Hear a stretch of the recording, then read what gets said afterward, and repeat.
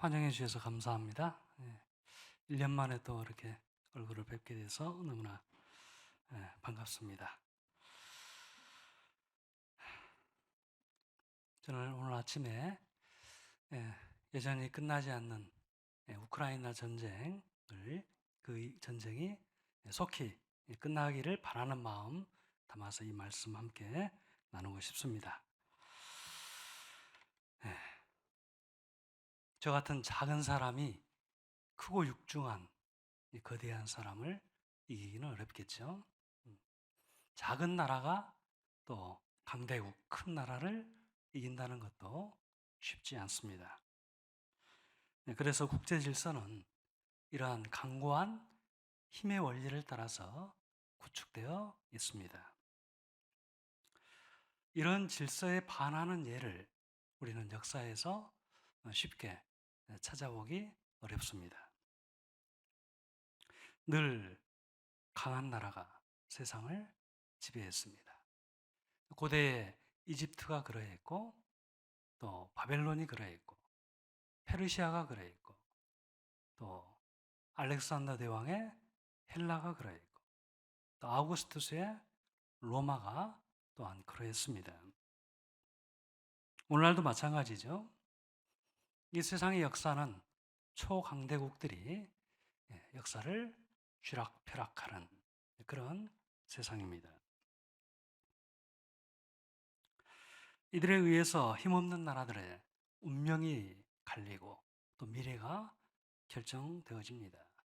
대표적으로 미국, 러시아, 중국, 또 유럽 이런 나라들이죠. 이런 나라들이 서로 대립하고 갈등하면서 그렇게 세상 역사를 쥐락펴락합니다. 우리나라도 예외가 아니어서 미국과 소련과 또 중국 사이에서 나라가 분단되어서 벌써 70년을 이어오고 있습니다. 세상은 강하고 큰 나라가 지배합니다. 그래서 여기 힘없는 이스라엘도 바벨론이라고 하는 큰 나라에 의해서 짓밟혀서 포로로 그 땅으로 끌려왔습니다. 강대국 사이에서 등락을 거듭하다가 결국은 망해서 그 많은 수가 이 바벨론 노예 신세로 끌려온 것입니다. 하지만 이것은 하나님의 실패가 아니었습니다. 이것은 하나님의 패배도 아니었습니다. 이것은 세상의 빛과 소금이 되지 못한 백성에 대한 하나님의 징계였습니다. 하나님이 원하시는 공평과 정의를 도외시한 채 탐욕과 불의로 행한 죄에 대한 하나님의 심판이었습니다. 여호와께서 내게 구하시는 것은 오직 정의를 행하며 인자를 사랑하며 겸손하게 내 하나님과 함께 동행하는 것이 아니냐라고 하는 이런 선자들의 외침을 외면한 결과인 것입니다. 이렇듯 이스라엘은 망하였지만 그것이 곧 하나님이 망하신 것은 아니었습니다. 실상 이 모든 상황은 세상을 지으시고 역사를 주관하시는 하나님께서 허락하신 그런 상황이었습니다. 이스라엘의 실패를 도구 삼아서 먼 이국 땅 한복판에서 당신의 영광을 증거하시기 위한 하나님의 섭리였던 것입니다. 하나님은 이국 땅 바벨론 안에서 당신의 영광을 증언하시기 위해서 느부갓네살이라고 하는 왕에게 한 꿈을 꾸게 하셨습니다. 꿈을 꾼 그 자신도 그 꿈의 실체를 파악하지 못할 만큼 그 꿈은 굉장히 두렵고 무서운 꿈이었습니다.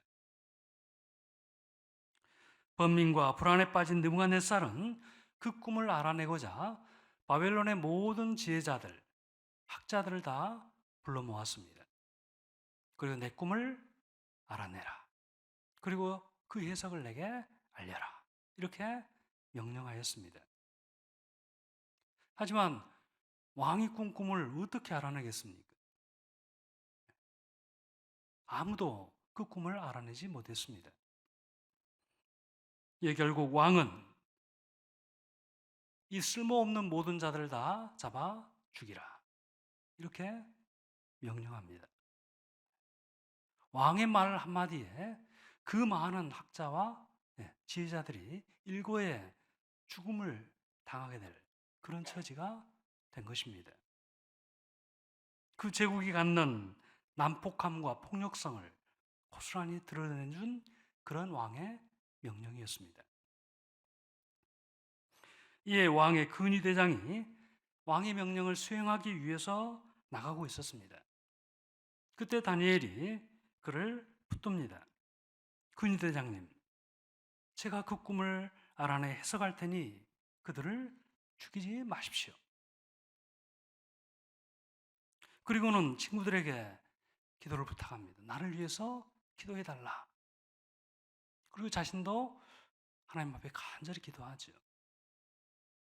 그리고 마침내 왕이 꾼 꿈과 그 해석을 알아내게 됩니다. 이에 다니엘은 급히 왕에게 달려가서 말하지요. 왕이시여, 하늘에 계신 하나님께서 왕에게 후일에 될 일을 알게 하시려고 이 꿈을 꾸게 하신 것입니다. 왕이시여, 왕께서 보신 것은 한 거대한 큰 신상입니다. 그 신상이 왕 앞에 섰는데 그 광채가 매우 찬란하고 그리고 그 모습이 매우 무서웠습니다. 그 신상의 머리는 번쩍번쩍 빛나는 금으로 된 그런 머리를 가졌고 가슴과 두 팔은 은이었으며 배와 넓적다리는 노시요 종아리는 철이었습니다. 그리고 발은 얼마는 쇠요 얼마는 진흙이었습니다. 다니엘이 이 왕의 꾼 꿈을 말해 주었지만 왕은 그 의미를 이해할 수가 없었습니다. 해석이 있기 전까지는 그것이 무슨 의미인지 알 수 없는 것이죠. 이에 다니엘이 그 꿈을 해석합니다. 왕이시여, 왕은 여러 왕들 중에 왕이시라. 하늘의 하나님이 나라와 권세와 능력과 영광을 왕에게 주셨고 사람들과 들짐승과 공중의 새들 어느 곳에 있는 것을 막론하고 그것들을 왕의 손에 넘기사 다 다스리게 하셨으니 왕은 곧 그 금머리입니다 라고 해석을 해줍니다. 그렇습니다. 금으로 된 신상의 머리는 곧 능화네살과 그 제국을 상징하는 것이었습니다. 하나님께서 느부갓네살에게 찬란한 금으로 빛나는 정치적인 성공과 부를 안겨준 것이죠. 그렇다면 뒤이어 나타날 나라들은 어떤 나라일까요? 통상 학자들은 여기 은으로 된 나라를 메대라고 하는 나라로 그리고 노수로 된 나라를 마사라고 하는 나라로 봅니다. 이것이 후에 페르시아로 이렇게 이름이 바뀌게 되죠. 그리고 뒤이어 나타나는 이 쇠로 된 나라는 모든 것을 부수고 깨뜨릴 알렉산더의 헬라를 가리키는 것으로 해석합니다. 아무튼 다니엘은 금, 은, 노, 쇠, 흙으로 이루어진 이 거대한 신상을 시대를 이어서 나타나게 될 제국들을 가리키는 것으로 해석하였습니다. 자, 그런데 하나님은 그에게 또 다른 환상 하나를 보여주십니다. 어떤 장면일까요? 왕이시여, 또 왕이 보신즉 손대지 아니한 돌이 나와서 신상의 새와 진흙의 발을 쳐서 부서뜨리매 그때에 새와 진흙과 녹과 은과 금이 다 부서져 여름 타작마당에 겨같이 되어 바람에 불려 간 곳이 없었고 우상을 친 돌은 태산을 이루어 온 세계에 가득하였나이다. 갑자기 날아온 한 돌이 이 왕이 본 거대한 신상을 타격합니다. 그러자 신상은 산산이 부서져 내리고 마치 바람 앞의 겨처럼 그렇게 흩어져 사라지고 맙니다. 순식간에 거대한 신상이 소멸하여 자취를 감추게 된 것입니다. 이 환상에 대한 다니엘의 해석이 이러합니다. 오늘 본문의 말씀 44절입니다. 이 여러 왕들의 시대에 하늘의 하나님이 한 나라를 세우시리니 이것은 영원히 망하지도 아니할 것이요 그 국권이 다른 백성에게로 돌아가지도 아니할 것이요 도리어 이 모든 나라를 쳐서 멸망시키고 영원히 설 것이라. 손대지 아니한 돌이 산에서 나와서 쇠와 녹과 진흙과 은과 금을 부서뜨린 것을 왕께서 보신 것은 크신 하나님의 장래의 일을 왕께 알게 하신 것이라. 이 꿈은 참되고 이 해석은 확실하니이다 라고 왕에게 그 꿈을 해석해 줍니다. 다니엘이 해석한 이 한 돌은 하나님이 세우실 한 나라가 될 것입니다. 그리고 이 나라는 영원히 망하지 않는 그런 나라일 것입니다. 그리고 그 국권을 누구에게도 빼앗기지 않고 도리어 이 모든 나라를 처음 멸망시키고 영원히 서게 될 것이라고 말하고 있습니다. 이 나라는 철로 된 그런 신상마저도 깨뜨리는 금광석과 같은 바로 그런 나라인 것입니다. 사랑하는 여러분, 주님이 세우신 나라, 주님이 세우신 나라가 바로 이 나라입니다. 주님께서 자신의 십자가의 죽음을 통해서 세우신 나라, 그 나라가 바로 이 다니엘이 보여주고 있는 한 돌과 같은 그런 나라인 것입니다. 주님은 자신의 전 존재를 불살라서 이 작고 단단한 나라를 이 세상 가운데 세우셨습니다. 하지만 이 나라는 너무나도 작아가지고 마치 밭에 뿌려져 있는 겨자씨처럼 쉽게 찾아보기 어려운 그런 나라입니다. 너무나도 미약하기만 합니다. 마치 밀가루 서말 속에 있는 누룩처럼 눈에 잘 보이지도 않습니다. 인구 수백만의 그 바벨론 거대한 제국 안에 이 바벨론이라고 하는 인물과 그의 세 친구라는 사람이 어떻게 존재감을 가질 수 있겠습니까? 로마라고 하는 그 거대한 제국 안에서 예수라고 하는 인물과 그의 12제자라고 하는 이 제자들이 어떤 존재감을 갖겠습니까? 하지만 주님의 나라는 단단한 생명력으로 응축돼서 그곳 그 역사에 존재했습니다. 작지만 단단한 공동체를 만들어가면서 여전히 이 역사 안에도 존재하고 있습니다. 주님의 평화의 공동체들이 세상 구석구석에 뿌리를 내리고 있습니다. 그리고 그 나라가 전쟁과 폭력, 증오와 보복으로 점철된 이 세상 한복판에 여전히 존재하고 있습니다.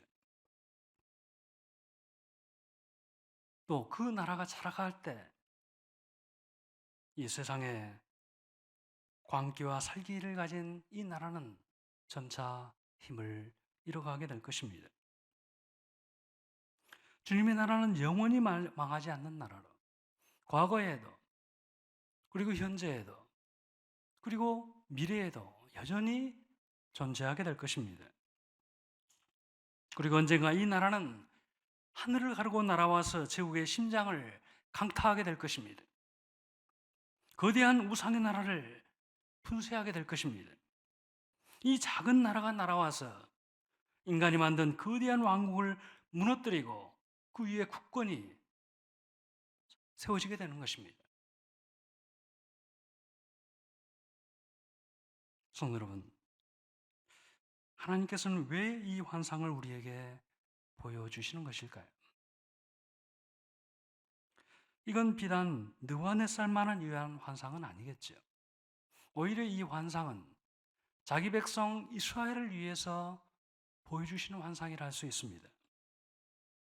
바벨론에 사로잡혀 온 백성들, 머나만 타지러 유배를 온 백성들, 그 거대한 제국 앞에 스스로 작고 초라하게 느낄 당신의 백성들을 격려하고 위로하시기 위해서 이 환상을 보여주신 것입니다.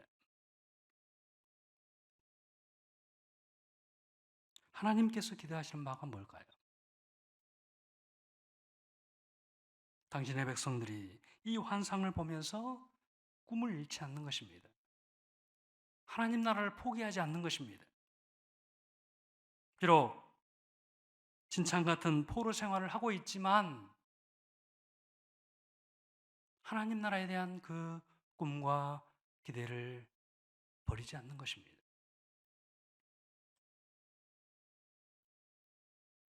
거대한 신상의 나라 앞에 위축되지 않고 그 거대함에 눌리지 않고 의연하고 당당하게 그 바벨론 땅을 살아가기를 바라는 그 마음에서 이 환상을 보여주신 것입니다. 성도 여러분, 지금 교회는 바벨론 포로민 신세 같은 그런 신세입니다. 교회는 지금 세상의 중심에서 밀려나 있습니다. 세속주의에 포박돼서 마치 유배를 당한 것처럼 보입니다. 한때 기독교는 유럽과 또 북아메리카에서 중심적인 위치를 점하고 있었습니다. 중세 이후로 근대에 이르기까지 그 영향력은 결코 작지 않았습니다. 교회는 국가의 정책과 사회적인 논의의 중심에 서서 늘 힘있는 메시지를 냈습니다. 하지만 근대 이후 사회는 급속히 세속화되었고 더 이상 교회는 영향력을 발휘하지 못하게 됐습니다. 이 세상은 더 이상 교회의 말에 귀를 기울이지 않습니다. 기독교를 종교와 도덕이라는 범주에 몰아넣고 사회 외곽으로 자꾸 밀어냈습니다. 과학과 철학의 범주에서 아예 배제시켜버렸습니다. 오늘날 교회의 모습은 사뭇 몰라카의 머나먼 타국으로 끌려온 이 이스라엘의 처지와 다르지 않은 것입니다. 이것에 반해서 세상 나라는 너무나도 거대하기만 합니다. 마치 엄청난 크기의 금신상처럼 우리 앞에 딱 버티고 서 있습니다. 오늘날의 이 신상은 우리에게 어떤 의미를 주는 것일까요? 어쩌면 이 신상은 브루그만의 말처럼 과학기술 만능주의라고 하는 황금머리를 가진 그런 신상이 아닐까 생각합니다. 과학과 기술이면 인간의 모든 문제를 해결할 수 있다고 믿는 그런 신상입니다. 과학과 기술이면 인간이 원하는 진보를 이룰 수 있다고 믿는 그런 신상입니다. 인간이 해결할 수 없는 이슈는 없다고 믿습니다. 과학으로 이룬 그 성취를 마치 빛나는 그 금머리처럼 그렇게 자랑하고 과시하는 그런 신상입니다. 또한 이 신상은 소비 전능주의라고 하는 은으로 된 가슴과 팔을 가졌습니다. 네가 원하는 것을 가져. 네가 원하는 것이 곧 필요한 거야. 라고 하면서 우리 안에 끊임없이 소비의 욕망과 충동을 불러일으키는 그런 신상 아닐까요? 나는 소비한다. 고로 존재한다. 소비에서 자기의 존재감을 찾게 만드는 그런 신상 아닐까요? 광택나는 은빛 가슴을 자랑하면서 소비의 유혹으로 우리의 눈과 마음을 사로잡는 것입니다. 또한 이 신상은 녹과 새로 된 다리를 가졌습니다. 이것은 어쩌면 군사주의 혹은 군국주의라고 하는 그 다리로 천하를 짓밟고 다니는 것이죠. 스스로 초강대국이라 자부하고 있는 미국, 중국, 러시아 같은 나라들이 서로 싸우는 그런 야수처럼 세계를 공포로 몰아넣고 있습니다. 어쩌면 그 나라들이 이 철로 된 다리와 같지 않을까요? 천하를 짓밟고 다니면서 부서뜨리고 파괴하고 빻는 힘으로 자신의 통치의 영향력을 확장해 나가려고 하는 그런 신상. 교만하고 사납고 광기와 욕망으로 가득 차 있는 그 신상. 빛나는 머리와 가슴을 수호하기 위해서 그 다리로 폭력과 압제와 파괴와 살상을 일삼고 있는 것입니다.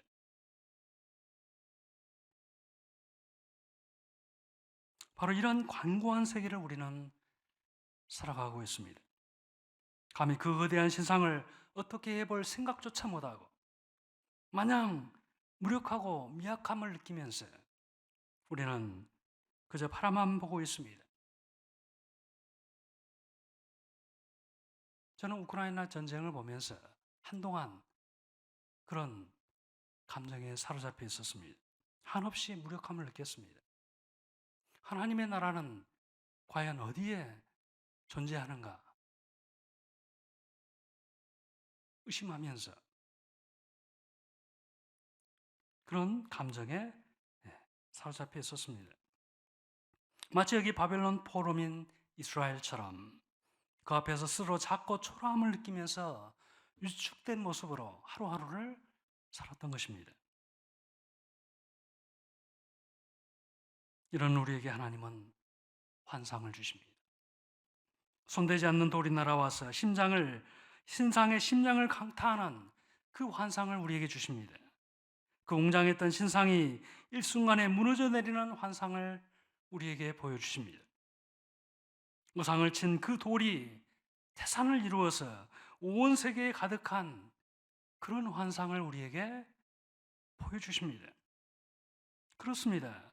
언젠가 작은 돌멩이와 같은 이 나라가 하늘로부터 날아왔어요. 거대한 우상의 제국의 심장을 강타할 것입니다. 공고한 시장 절대주의 시스템을 붕괴시킬 것입니다. 우상처럼 숭배되는 이 동숭배의 금신상을 파괴할 것입니다. 힘없고 약한 나를 짓밟는 그 궁극주의의 신상을 깨뜨릴 것입니다. 인간의 영혼을 사로잡고 노예화시키는 그 모든 거짓 이데올로기를 해체할 것입니다.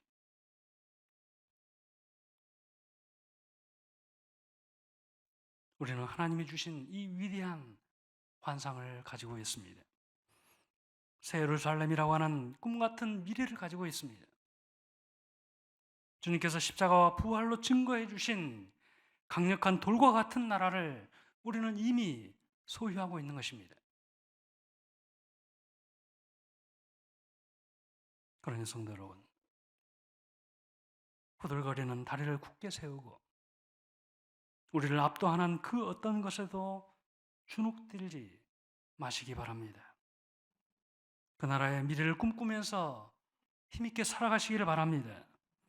과학기술 만능주의, 소비 전능주의, 궁극주의라고 하는 이 세상을 지배하는 각본에 휘둘리지 마시기 바랍니다. 오히려 그 대신에 여러분 안에 하나님 나라의 이야기를 그 마음에 잘 담고 살아가시기를 바랍니다. 비록 유배지에서의 삶이 힘들고 고달프고 너무나도 미약해 보이는 그런 상황 속에서 그럴지라도 보여주신 그 환상을 붙들고 벅찬 희망으로 살아갈 수 있기를 바라는 것입니다. 고난 죽음과 부활절은 바로 이 희망을 되새기는 절기입니다. 이 희망을 가슴에 담고 마음에 새기고 우리 영혼에 가득 채우는 그런 절기입니다. 하나님은 결코 포기하지 않으십니다. 여전히 환상을 주시고 여전히 다니엘과 같은 사람을 세우시고 여전히 바벨론 한복판에서 당신의 영광을 증거해내십니다. 여전히 신실한 당신의 백성들을 통해서 당신의 뜻을 이루어 가십니다. 그 하나님은 진정 우리의 삶과 역사의 참 주인이신 것입니다. 우리는 이것을 믿어야 합니다. 이것을 믿을 때라야만이 우리는 이 거대한 세상 앞에 위축되지 않고 살아갈 수 있게 되는 것입니다.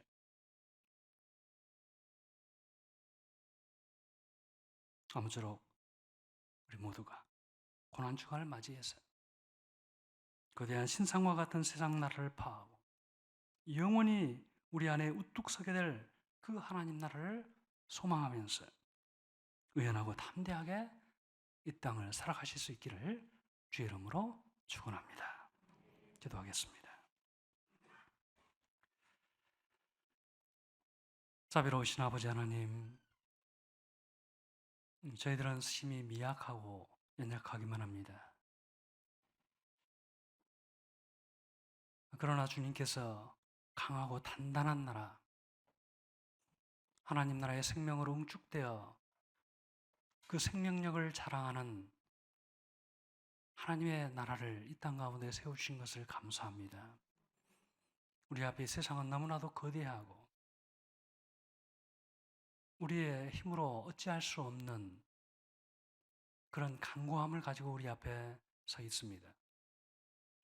그러나 하나님이 주신 이 거대한 위대한 환상을 우리가 보면서 낙심하지 않고 실망하지 않고 우리가 하나님께서 보여주신 그 미래를 꿈꾸면서 당당하게 이 세상을 또한 살아갈 수 있도록 하나님 저희들을 붙들어 주옵소서. 이 세상에 공고하게 짜여져 있고 거대한 한 체제로 우리 앞에 서 있지만 하나님 언젠가 하늘의 도리 나라와 그 거대한 신상을 파괴해버릴 그날을 우리가 기대하면서 하나님의 온전하신 뜻이 하늘에서 이루신 것처럼 땅에서 이루어질 날을 우리가 기대하고 바라면서 진창 같은 포로민 생활 같은 이러한 처지의 삶을 우리가 긍정하고 기뻐하고 또 하나님을 희망하면서 그렇게 잘 살아낼 수 있도록 하나님 저희를 붙들어 주시옵소서. 예수님 이름으로 감사하며 기도하옵나이다.